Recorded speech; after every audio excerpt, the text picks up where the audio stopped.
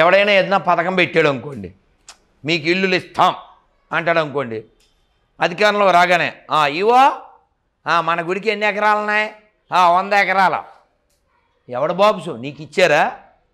వక్బోర్డు భూములు నువ్వు తీసుకుంటావా? చచ్చి భూములు తీసుకుంటావా? ఏ హక్కు ఉంది? కాపలా కుక్కలో remain yourself. Any government, nobody have right to touch. ఎవడైనా కాపలా కుక్కండి గవర్నమెంట్ అంటే. మసీదులకి భూములు ముట్టరా? చర్చి భూములు ముట్టరా? గుళ్ళే ముడతారా? అడిగేవాడు లేకనా? గుళ్ళల్లో కమిటీలు వేస్తావా నీకు కావాల్సిన ఎదవలతో? అడిగేవాడు లేకనా? మా గుళ్ళో డబ్బులు లేకపోతే ట్యాక్సులు డబ్బులు పట్టుకెళ్ళి కిస్మిస్సులు. మొన్న గుంటూరులో వెంకటేశ్వర విజ్ఞాన కేంద్రంలో కిస్మిస్సు, అది గవర్నమెంట్ ఆధ్వర్యంలో. ఎందుకు చేయాలి? ఆడెవడాడు? ఎవడికి పుట్టాడు? ఎందుకు చేయాలి? మాకేం సంబంధం? చెయ్యి. అల్లూరి బర్త్డే చెయ్యి,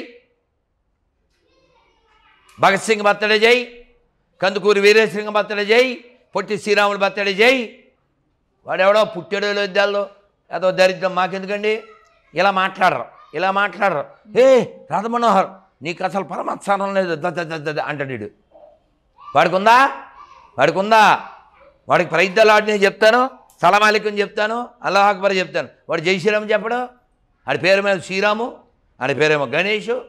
కాబట్టి సెక్యులర్ కుక్కలారా తొందరగా మరణించండి, లేదా మారండి, యాజ్ యూ విష్. ఆటో వెనకాల ఏయుడిఐ అని రాస్తే ఏయుటిఓ తీసేసి ఏయుడిఐ అని రాశాం. జయ బజరంగ బలి వీర హనుమాన్కి. చెప్పండి, అవుద్దా? ఆడే అవుద్దా?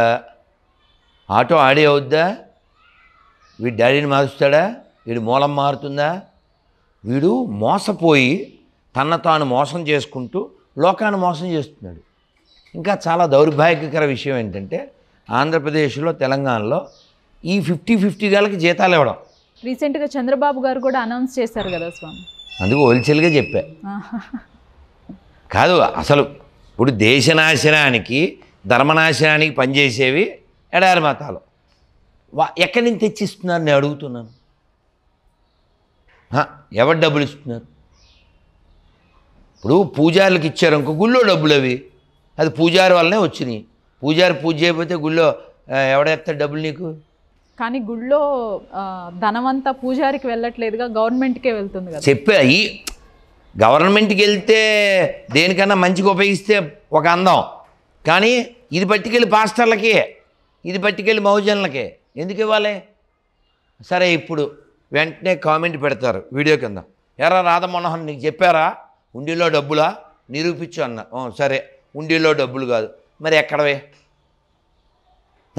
ఎవరింట్లో డబ్బులు? ట్యాక్సుల డబ్బులు, అంతేనా? ఎందుకు ఇవ్వాలి? గుళ్ళో డబ్బులు ముట్టడం తప్పు, వాళ్ళకి డబ్బులు ఇవ్వడం తప్పు. కోర్టులు ఏం చేస్తున్నాయి? సుమోటోగా ఇలాంటివి ఏం తీసుకోవా? సెక్యులరిజం అనే పదం వాడచ్చా? పెద్ద బూత్ కదా అది. కాబట్టి ఈ దేశ నాశనానికి సెక్యులరిస్టులు పనిచేస్తున్నారు. కొండకుచో తప్పుడు తీర్పులు ఇచ్చేటువంటి కోర్టులు కూడా అలాగే పనిచేస్తున్నాయి. లేకపోతే ఒక లాయరు చాలా బాధపడుతూ కరీంనగర్లో చెప్పాడు, ఒకప్పుడు హోటల్స్లో రైడ్ అని జరిగేది, ఇప్పుడు ఏం జరగట్లేదండి. అన్న ఓయో రూమ్స్ ఎందుకు? ఆథరైజ్డ్ వ్యభిచార గృహాలు అయిపోయినాయి.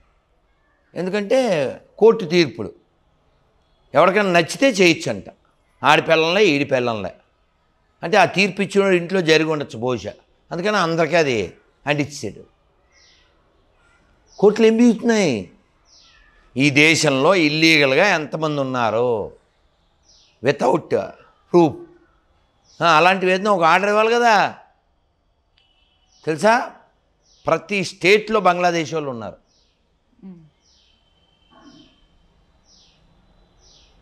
ఎంత ప్రమాదం ఉండేది. ఈ దేశాన్ని ప్రేమిస్తాడా వాడు? ఇక్కడ 5 ఏళ్ళు హోమ్ మినిస్టర్గా ఉన్నాడు ఒక ఆయన కేసీఆర్ గవర్నమెంట్లో. ఆయన పేరేంటి? ఓకే. హోమ్ మినిస్టర్ ఉన్నాడు కదమ్మా ఒక ఆయన, లాస్ట్ మహమ్మద్ ఏదో పేరు, మహమ్మద్ అలీయో ఏదో పేరు. మహమ్మద్ అలీ.